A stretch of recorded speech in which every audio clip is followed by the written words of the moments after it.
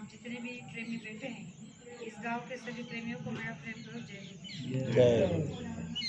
प्रेमियों, मेरा परिचय पहले ही बता दिया है, फिर भी बताना चाहती हूँ कि मैं महाराष्ट्र जलगांव से हूँ।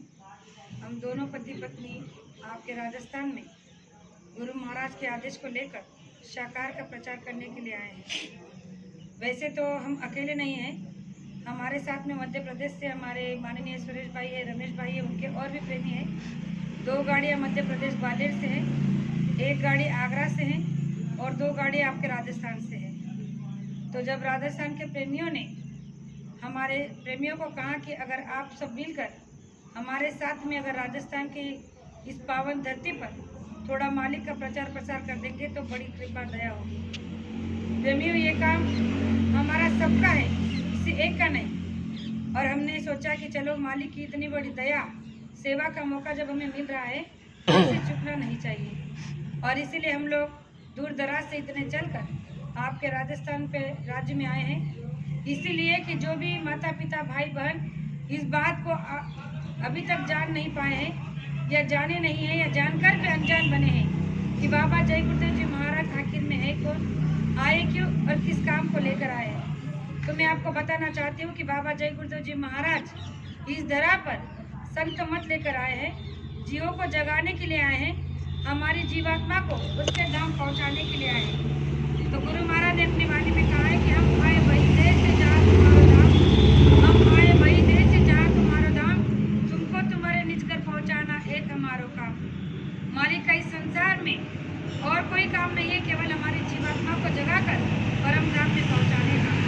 प्रेमियों, हमने आज तक कथा कीर्तन महाभारत रामायण क्या कुछ नहीं कथाएं सुनी पड़ी, लेकिन आज तक उसमें से कोई भी ऐसा सब्जेक्ट या कोई भी ऐसी बात हमने आज तक अपने जीवन में खरी उतारने के लिए कोशिश नहीं की। जाते हर जगह पर है, सोचते हैं, सुनते हैं, लेकिन घर आने के बाद सब भूल जाते हैं। तो बाबा जय गुरुदेव जी महाराज ने कहा कि ये बातें केवल सुनने के लिए नहीं, बल्कि आज का समय जो है समझने के लिए है, आपके जीवन को परिवर्तन में लाने के लिए है। आज देखा जा रहा है कि संसार में लोग सुसंगति की वजह से कितना अपना आचरण बदल रहे हैं और कुसंगति की वजह से अपना जीवन कितना बर्बाद कर रहे हैं।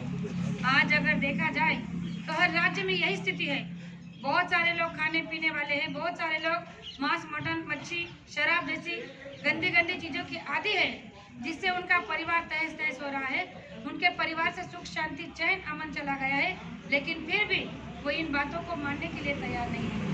तो बाबा जय गुरुदेव जी महाराज ने शाकाहार के प्रचार के माध्यम से उन जीवों तक ये संदेश पहुंचाने का कार्य हम जैसे छोटे छोटे लोगों को दिया है कि आप अपने खर्चे से निकालकर अगर लोगों तक ये बातों को पहुंचा देंगे तो हो सकता है कि लोग इस बात को समझ जाएंगे। तो हम लोग एक शांतुदूत बनकर, एक संदेश वाहक बनकर या फिर समझ लो पोस्टमैन का काम लेकर आपके राज्य में आए हैं। और आपके राज्य के कई गाँव में दिन भर में 20-25 गाँव हम घूमते हैं, किसी एक गांव में जाकर रात को रुकते हैं और फिर वहाँ पर लोगों का सेवा का जो भी मौका मिलता है 2 बातें रखने का, वो 2 बातें गुरु महाराज की समझाते हैं। फिर दूसरे दिन का प्रचार शुरू हो जाता है। तो प्रेमियों, इस प्रचार को लेकर हम जब निकले तो हमारा उद्देश्य केवल एक ही है कि सभी मानव जाति जो इस समय इस मृत्यु लोक में मनुष्य शरीर में आई है, उनको सद्बुद्धि मिल जाए, सही रास्ता मिल जाए और अपने आप को अपने जीवन में सही तरह से उतार ले। प्रेमियों, ये जीवन बड़ा ही मुश्किल है, मनुष्य शरीर मिलना इतना आसान नहीं है। अब की बार मिल चुका है, इसलिए मिल रहा है कि मनुष्य शरीर मिल जाएगा। तो हमारे पिछले संत ने रामायण में चौपाई में लिखा है कि बड़े भाग मानुष तन पावा, सुर दुर्लभ सब प्रश्न गावा। कहा जाता है कि सबसे उच्चतम देह अगर कोई है तो वही मनुष्य का शरीर, जिसे पाने के लिए स्वर्ग में रहने वाले 33 करोड़ देवी देवता इच्छा करते हैं कि अगर मृत्यु लोक में हमें भी मनुष्य का शरीर मिला होता तो आज हम भी बाहर जाकर सत्संग को सुन रहे होते। इतना बेशकीमती, इतना अमूल्य ये मनुष्य शरीर है, जिसे पाने के लिए देवी देवता इच्छा करते हैं। और आज हम आप लोगों को मिला है तो हम क्या कर रहे हैं? हम मांस खा रहे, शराब पी रहे, न चाहिए जो नहीं करना चाहिए वो अनैतिक कार्य कर रहे हैं, और इसकी वजह से वो सारे बुरे कर्म हम अपने सर पर लाद रहे हैं। प्रेमियों, ये देश कर्म प्रधान है, या कर्म को प्रधानता दी गई है। इसीलिए गीता में लिखा है कि कर्म प्रधान विश्व रचि राखा, जो 10 कर्म करी 10 पद रोक टोक नहीं है, कोई रोकने वाला, कोई समझाने वाला नहीं है, तो आप अनाप शनाप कर्म कर रहे हो। लेकिन एक बात आपने कभी नहीं सोची, जब आपकी जीवात्मा इस शरीर से निकलकर धर्मराय के दरबार में चली जाएगी और वहाँ जब आपकी चोपड़ी को पढ़ा जाएगा, तब आप सवाल जवाब किए जाएंगे। तब आपसे पूछा जाएगा कि जो कर्म तुमने वर्तमान काल में किए हैं, क्या इसके बारे में तुम्हें कभी धरती पर किसी महात्मा या उसके महात्माओं के जीवों ने समझाने की कोशिश नहीं की थी कि ऐसा कर्म मत करो, ये बुरे कर्म हैं जिससे तुम्हारी जीवात्मा नरकों में कल्पों तक डाली जाएगी, सड़ाई जाएगी, जलाई जाएगी। क्या इसके बारे में तुम्हें किसी ने नहीं समझाया था? तब तुम्हारे आंखों से पश्चाताप के आंसू बहेंगे, क्योंकि उस समय यही बात आपको याद आएगी कि नहीं, एक दिन ऐसा समय आया था कि बाबा जय गुरुदेव जी महाराज के शिष्य हमारे गांव में प्रचार का प्रसाद लेकर आए थे और उन्होंने अपने टूटी फूटी वाणी से हमें समझाने की कोशिश की थी, लेकिन उस समय हमने उस बात को नहीं माना और आज ये दुर्गति हमारी है। तो प्रेमियों, हमारा आपका रिश्ता शरीर का भिन्न है, लेकिन जीवात्मा का रिश्ता एक है। इसीलिए तो मैं महाराष्ट्र या मध्य प्रदेश से और लोग यूपी से इतने दूर से लोग चलकर यहाँ आए हैं, तो किस वजह से? हमारा आपका शरीर का कोई नाता संबंध नहीं है, लेकिन जीवात्मा का रिश्ता जो बनाया है उस मालिक ने, उस रिश्ते के खातिर हम आप यहाँ तक पहुँच पाए हैं। प्रेमियों, संगत का असर बहुत बुरा होता है। लोगों को जब बताने के लिए जाते हैं तो सुनते समय बुरा लगता है, लेकिन जब इस बात को आप अपने जीवन में परिवर्तन में लाते हो तो उस समय आपको पता चलता है कि हमने सच में उस बात को उस समय क्यों नहीं माना। मैं आपको एक छोटा सा प्रमाण देना चाहूँगी कि संगति का असर कितना हानिकारक और कितना अच्छा भी होता है। एक राजा थे, उस राजा के पास में एक तोता था जो बड़ा ही विद्वान था और राजा को सुबह सुबह अच्छी अच्छी मीठी मीठी बातें करता था, राजा का दिन बहलाता था। लेकिन एक दिन उस तोते की अचानक मौत हो गई और फिर तोता को जो है उसके क्रियाक्रम के साथ विदा कर दिया गया। अब जो पिंजरा उसके लिए बनाया था सोने का, वो बड़ा सुना सुना लगता था। तो राजा ने जब उस पिंजरे के आते जाते देखा तो अपने प्रधान से कहा कि देखो, मुझे इस पिंजरे में उस तोते को देखने की आदत सी हो गई है, तुम ऐसा करो, जाकर राज्य में कहीं घूम कर आओ और कोई एक तोता लेकर आओ और इस पिंजरे में रख दो, ताकि मेरे दिल को तसल्ली हो जाए कि मेरा तोता जिंदा है। अब राजा का हुक्म था, मंत्री जो है निकल पड़े। अब राज्य में घूम रहे कि राजा को एक तोता की जरूरत है, लेकिन कहाँ से मिलेगा। लेकिन अचानक जब ऐसे एक गुजर रहे थे, एक महात्मा के आश्रम लगा। उस महात्मा के आश्रम पर एक पिंजरा था और उस पिंजरे में एक तोता बैठा हुआ था। अब प्रधान ने देखा कि चलो, ज़्यादा घूमने से अच्छा है कि इस महात्मा के पास से इस तोते को ले जाते हैं। जब आश्रम में पहुँचे तो महात्मा से विनती की, प्रार्थना की कि महात्मा, क्या आप हमें ये तोता दे सकते हैं? तो महात्मा जी ने कहा कि भाई, ये तो मेरा बड़ा अच्छा विद्वान और ज्ञानी तोता है, मैं इसे नहीं दे सकता। तब प्रधान ने कहा कि देखो, राजा जी का हुक्म है, उन्होंने कहा है कि जाकर कहीं भी कितनी भी कीमत देना पड़े, लेकिन एक तोता आज शाम तक मुझे चाहिए। तो प्रधान ने जब ये बात बताई तो महात्मा जी कहने लगे कि भाई, जब हमारे नगर के ही राजा हैं और राजा की अगर इच्छा है तो यहाँ रहे या वहाँ, उसमें मुझे कोई फर्क नहीं, तुम इसे बिना मोल के ले जा सकते हो। अब जब तोता मिल गया, उसे लेकर प्रधान राजा के पास आए, कहने लगा कि राजा जी, तोता मिल गया है। कहा कि पिंजरे में टांग दो। अब जब पिंजरे में तोता को टांग दिया, रात हो गई। सुबह जब भोर में सुबह हुई तो उस तोते को जैसी आदत थी, जैसे संगति में वो पल रहा था, उसकी संगति का असर था। सुबह भोर में उठते ही उसने अपने मंत्र श्लोक पढ़ना शुरू कर दिया। बड़ी बड़ी विद्वान जैसी बातें कर रहा था और कह रहा था कि राजा उठिए राजा, अब भोर हो गई है, सोने का समय नहीं, बहुत जन्मों से सो लिए, बहुत युगों से सो लिए, अब तो जगने का समय है। ऐसी बड़ी बड़ी ज्ञान की बातें करने लगा। राजा जब उठकर आए तो देखा कि तोता तो बड़ा ही सुंदर है और बड़ा ही मीठी आवाज में गुणगान कर रहा है।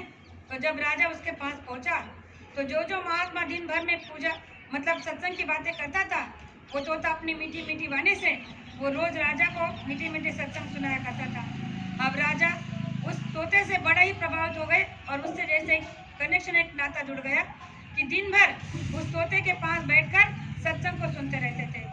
अब दुर्भाग्यवश उस तोते की आयु पूरी हो गई और एक दिन वो भी मर गया। अब उसके मरने के बाद राजा ने बड़ा शोक मनाया, प्रजा ने भी बड़ा शोक मनाया कि कितना अच्छा तोता था, कितने अच्छे संस्कार थे, इतनी मीठी मीठी बातें ज्ञान के बताता था, सत्संग सुनाता था, और अब कल से हमें सत्संग नहीं मिलेगा। तो राजा ने उसे बड़े विधिवत उसका अंतिम दाह संस्कार किया और उसके नाम से एक झंडा गाड़ दिया। अब राजा को आदत हो गई थी फिर तोते की, फिर पिंजरे की ओर देखने लगा। तो प्रधान से कहा कि देखो, अगर कोई ऐसा ही फिर से एक तोता मिले तो बड़े उपकार होंगे, जाकर तो पिंजरे के लिए किसी तोते का बंदोबस्त करो, क्योंकि मुझे उसकी आदत हो गई है। अब दुर्भाग्यवश उसी तोते का एक जुड़वा भाई था, यानी कि 2 तोते थे, और ये 2 तोते जब एक बहुरुपिया बाजार में बेचने के लिए गया तो एक महात्मा ने खरीद लिया, एक कसाई ने खरीद लिया। अब दोनों अलग अलग हो चुके थे, दोनों के संस्कार अलग अलग हो गए थे। अब जो महात्मा के पास था उसकी तो सुसंगति की वजह से उसके संस्कार बन गए और उसका नाम हो गया। अब ये जो कसाई के साथ पास में बेचा गया था, कसाई ने अपने घर में पिंजरे को तोते को टांग दिया था। अब जो दिन भर में कसाई अपनी वाणी से दुर्विचार दुर्व्यवहार करता था, वही उस तोते पर सारे जो है संस्कार बन गए थे। अब प्रधान जो है उस तोते को ढूंढते हुए निकले तो अचानक से कसाई के दरवाजे पर देखा कि पिंजरे में कोई तोता टंगा हुआ है। तो प्रधान ने जाकर पूछा कि क्या भाई आप हमें ये तोता दे सकते हैं? तो कसाई ने भी मना कर दिया, कहने लगा कि नहीं, ये हमारा तोता है, हम नहीं बेच सकते। प्रधान ने कहा कि राजा का हुक्म है, आप अगर दोगे तो भी लेकर जाऊंगा, नहीं दोगे तब भी लेकर जाऊंगा, चाहे तो कुछ कीमत ले लो। अब जब राजा का नाम सुना तो कसाई ने कहा कि देखो, अब राजा का हुक्म है तो हम क्या कर सकते हैं, कि यहाँ रहे या वहाँ, आप इसे ले जा सकते हो। अब कसाई के घर से जब तोता को राजा के घर में लाया गया, पिंजरे में टांग दिया गया सोने के, तो रात बीती, जब सुबह हुई तो जैसे ही सुबह उठते ही उस कसाई के आवाज़ मुँह से जो उच्चारण निकलते दुर्व्यवहार के, वैसे ही वो तोता बोलने लगा कि अरे हरामी के बच्चे, क्या राजा की तरह बैठा है, क्या राजा की तरह सोया है, चलो काम पे नहीं जाना है, यानी कि ऐसे अभद्र शब्दों का व्यवहार करने लगा। जब राजा ने सुना तो उस तोते के पास में आए तो राजा को देखकर, अब उसे क्या पता कि कोई राजा है कोई संत, वो राजा को देखकर बड़े दुर्व्यवहार अभद्र शब्दों का प्रयोग करने लगा। राजा बड़े गुस्से हुए, उन्होंने गुस्से से उस तोते को निकाला और उसकी गर्दन को मरोड़ कर फेंक दिया। कहा कि जाओ इसे फेंक कर आओ, ऐसे तोते की हमें कोई ज़रूरत नहीं जो हमारा खुद का अपमान करे। तो इस कहानी को गुरु महाराज ने सुनाते हुए हमें दृष्टांत इसलिए दिया है प्रेमियों, कि ये संगत का असर होता है। जैसे संगत में आप रहोगे वैसे ही आचरण, वैसा ही संस्कार, वैसा ही व्यवहार आपका बनता जाएगा, जाने अनजाने में सही, लेकिन आपके अंदर भी वैसे ही विचार पनपने लग जाएंगे जो आप ना चाहते हुए भी आप ले रहे हो। लेकिन अगर आप किसी अच्छे संगत के आदमी के साथ रहोगे तो उसके साथ बैठना उठना, उसके विचारवाणी से आपके अंदर भी वही संस्कार पड़ने लग जाएंगे और वही संस्कार आपके घर में भी पड़ने लग जाएंगे। जब आपका व्यवहार आपके घर में आपके परिवार के प्रति इसी तरह से रहेगा तो आपका परिवार संस्कारी बन जाएगा, आपके बच्चे संस्कारी बन जाएंगे। जो गुरु महाराज ने कहा कि परिवार को संस्कार केवल माता पिता दे सकते हैं और माता पिता को संस्कार केवल संत महात्मा दे सकते हैं। इसलिए मैं आपसे बार बार यही कहना चाहूँगी कि संत महात्मा हमेशा जीवों के लिए इस संसार में परोपकार लेकर आते हैं। परोपकार की भावना की वजह से ही आज आप यहाँ एकत्रित हुए हैं, नहीं तो हम एक दूसरे को न जानने का मौका था और न ही जान पाते थे। लेकिन ऐसे महात्माओं का दिव्य सत्संग और दिव्य दर्शन जब किसी को हो जाता है तो बिछड़े हुए जीव भी एक हो जाते हैं, मिल जाते हैं। तो प्रेमियों, ये घोर कलयुग है, यहाँ पर आपको जो चाहोगे वो मिलेगा। सुख चैन बेईमानी से जो भी कमाओगे सब मिल जाएगा, लेकिन सुख चैन जो आप चाहते हो जिंदगी का, वो आपको कभी नहीं मिल सकता। क्योंकि गुरु महाराज ने कहा कि संसार तो दुख से भरा है, ये क्षणिक सुख का संसार है। यहाँ पे आप जो भी चाहोगे क्षणिक सुख के लिए आप मिल जाएगा, लेकिन अगर आत्मिक सुख आप प्राप्त करना चाहते हो तो आपको किसी पहुंचे हुए महात्मा के पास जाना होगा। तो गुरु महाराज ने एक रास्ता दिया है कि नए प्रेमियों को जब भी आप समझाने के लिए जाओ और अगर वो अपने जीवन को बदलने की कोशिश करते हैं तो उनको एक बात ज़रूर बताना कि आप सुबह शाम केवल एक माला जय गुरुदेव की करना। सुबह उठते समय जब हमारे संसार के कामों को हम शुरू करते हैं, उससे पहले चारपाई से उठने के पहले ही अगर आप हाथ जोड़कर 10 बार जय गुरुदेव नाम प्रभु का बोलकर 108 माला खाने की माला अगर लेकर जय गुरुदेव कर घुमाओगे, फिर शाम को जब सारा संसार का काम खत्म कर जब सोने के लिए जाओगे तब अपने चारपाई पे कुर्सी पे नीचे बैठकर जैसे भी आपसे हो जाए वैसे अगर फिर से वो एक से 8 दानों की माला अगर आप घुमाओगे तो गुरु महाराज ने कहा है कि आपकी एक नेक मनोकामना भौतिक की पूर्ण हो जाएगी। आप कहोगे कैसे? संत महात्मा कोई भी बात हवा में नहीं कहते, लोग बजा कर कहते हैं, विश्वास के साथ कहते हैं। गुरु महाराज ने कहा कि अरे आप जब संसार के लिए पानी का मटका खरीदने के लिए जाते हो तो उसे भी आप ठोक बजा कर लेते हो कि कहीं ये टूटा फूटा तो नहीं। तो जब संत महात्मा इतना बड़ा नाम हम आप लोगों को दे रहे हैं, जो संसार में जागृत है, उसे सिद्ध किया गया है, प्राप्त कर दिया गया है, सर्टिफाई कर दिया गया है, तब जाकर हमारे आपके बीच में रखा है। तो ऐसे ही तो नहीं होगा। और प्रेमियों, आज अगर हम लोग जुड़े हैं, इतने दूर से यहाँ आए हैं, तो इस नाम में कोई सच्चाई, कोई ताकत होगी तब तो आए, कोई पावर होगी तब तो आए। ऐसे ही तो हम चले नहीं आते। संसार में हम सभी लोग काम दुकान दफ्तर और बिजनेस से जुड़े हुए हैं। हमारे पति का भी बिजनेस है, लेकिन फिर भी बिजनेस को छोड़कर हम 10 दिन के लिए, 5 दिन के लिए, 7 दिन के लिए निकल पड़ते हैं। क्यों? क्योंकि संसार तो चलता रहेगा, लेकिन परमार्थ हमें अपने आप को करना पड़ेगा। गुरु महाराज ने छोटा सा एग्जाम्पल दिया कि संसार में आज तक जितने भी लोग आए और जितने भी लोगों ने संसार किया, इस संसार से गए, संसार उनके पीछे उनके परिवार के लोगों ने उनसे भी अच्छा किया। लेकिन परमार्थ ऐसा नहीं है। परमार्थ में जो लोगों ने जितना किया उतना ही उसके संग गया, उसके बाद परमार्थ करने का रास्ता रुक जाता है, क्योंकि जब तक हम करेंगे तब तक साथ में रहेगा। संसार का ऐसा नहीं है। संसार आपने किया, आपसे बेटर आपका बेटा करेगा, उससे अच्छा उसका बेटा करेगा। यानी कि संसार की रीत हर जन्मों में, हर युगों में समान तरह चलती आ रही है। लेकिन परमार्थ बड़ा ही सचित है। इसे करने के लिए हमें स्वयं को तैयार करना पड़ेगा, स्वयं को ऐसे बनाना पड़ेगा, तब जाकर ये परमार्थ बनेगा।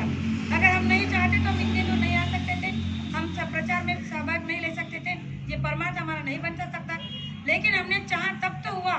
ऐसे अगर आप चाहोगे कि हमें शाकाहारी होना है, हमारे परिवार को, हमारे बच्चों को सुधारना है, परिवार में खुशहाली, सुख, शांति, चैन, अमन लाना है, हमारी जो बरकत हो गई उसे बरकत को लाना है, तो गुरु महाराज अवश्य आपका साथ देंगे, ये मुझे पूर्ण विश्वास है।